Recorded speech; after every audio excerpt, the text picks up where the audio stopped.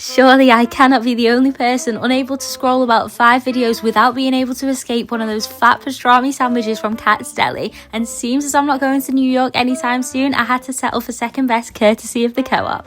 Oh, and of course M&S because I completely forgot to pick up bread, so Japanese milk buns will have to do. One thing I can say about my pastrami sandwich is it didn't cost me $33. In fact, my pastrami was on the clearance, so that's always a win.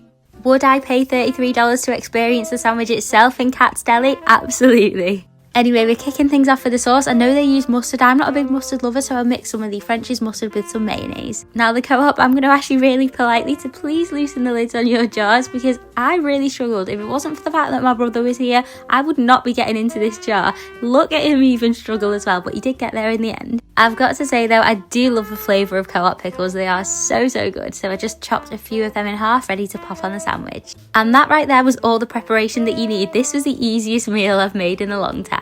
I then put the milk bun in the pan to toast with a bit of butter. Now I am kicking myself for not getting the right style bread, but these milk buns are so good and they do go with everything. And into the pan the pastrami goes. Now did I use all of 2 packs? Yes. And did it all go on the one sandwich? Yes, it did. I didn't want to keep this in the pan for too long. I simply just wanted to warm it up, and then I added a slice of cheese, tipped it over so that the cheese could melt underneath. Look at it bubbling away. It smelled so good. And then I flipped it and I was like, where on earth has half of my cheese gone? But then remembered half of it is actually air or holes, so I added a second piece. And finally it's time for placing. So I added a nice amount of the mustard mayo on the bottom of the bun and then tried to compact all that pastrami together into a huge cheesy cluster and then added that. And of course you can't forget about the pickles, so added some of those as well, and then the lid of the sandwich, and this thing is ready to be cut in half. Quick spoiler alert, in terms of visuals, this was nowhere near as satisfying as Katz Deli, but in terms of taste, this was up there. Obviously not comparing it to Katz Deli because I haven't tried it, but this as a sandwich was so tasty. It was very hefty though, so I would actually go in with less pastrami next time, but I really enjoyed this.